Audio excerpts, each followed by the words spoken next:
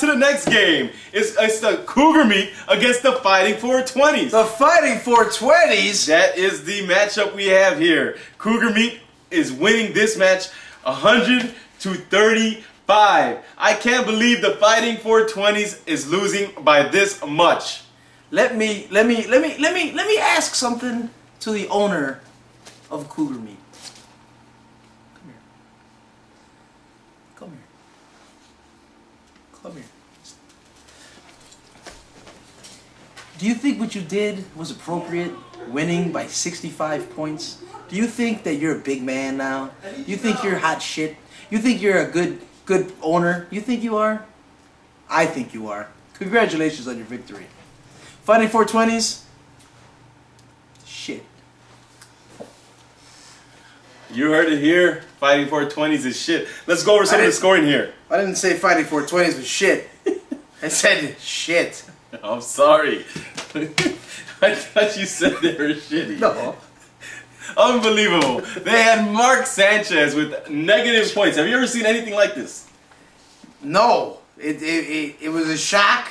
I couldn't believe what I saw. I couldn't believe what I was feeling. It was, if I was the Fighting 420s owner, I would definitely really rethink my position in this league. For Cougar Meat, this was unbelievable. Every player on his team had double digits except for Antonio Bryant. And that's because he's a bitch. Yes, he is a bitch. Well, coming live with us today via satellite, we have the owner of the Fantasy Football Fighting 420s, Bosco. How you doing, Bosco? I'm doing good, guys. Thanks for having me. I really enjoyed the show last week. I'm doing good. You know, I wish the result would have been different, but I'm doing good. Well, this week, your team took a bad loss as they only put up 35 points. What are your thoughts on how things went this week? Well, they didn't do too good. You know, I was hoping the result would have been different, but you know, Peyton Manning was on a bye, so he wasn't able to play. And I know personally that Peyton Manning is capable of putting 35 points by himself up on a team. So just the fact that him and Pierre Garçon weren't available to play, you know, I like my chances going into next week with a full roster that's intact. Well, your team just went from third place to last. The last game, you had 5 players combined for a total of 4 points. Are you having any plans for the future? No, I really don't have any plans. I really feel that I have a roster that's once all the players are hitting on all the right cylinders, that I'm going to be an unstoppable force in this league. I have some quality running backs. I have some quality wide receivers. I have a good defense, and I have a kicker that's adequate. So I want to just, you know, I have to take advantage of the fact that I'm in a piss poor division with teams that are not as good on paper as my teams are. There's only one guy that's good, but you know, he'll take care of himself later. I have confidence that at the end of the day, my team will be amongst the contenders. Hey Eric, I have a question. Bosco, are you gay? Huh? Are you gay? That's a good question. Well, no, that's an asinine question to be asked on a fantasy football show. Why would you ask such a stupid question? because other than having a crush on Mark Sanchez, I don't understand why in the bloody fuck would you start him when you have players like Mark Bulger tripling his output, Jamarcus Roto doubling his output. You got crying babies everywhere. This is just it's a travesty. Where do you get the balls to say that you're going to be there at the end? Point blank, Mr. Bosco, you're a shitty owner. First of all, Jimbo, I really do not appreciate how you're attacking me like this. I don't understand where you get off thinking that you know the answers. I don't even know what you're a guru of. You say you're a fantasy football expert. I don't even know you. Who are you? All right? I'm done with this interview. Thank you for having me, Eric. Fuck you, Jimbo. No, fuck you, Bosco. All right? You suck. This whole... We cut this interview short. I mean, unbelievable. The Fighting 420's owner Bosco obviously upset that he had a loss. You don't talk to people like that. I was asking some informative questions.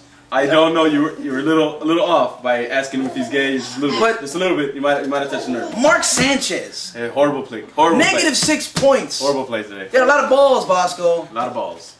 Well, let's move on forward.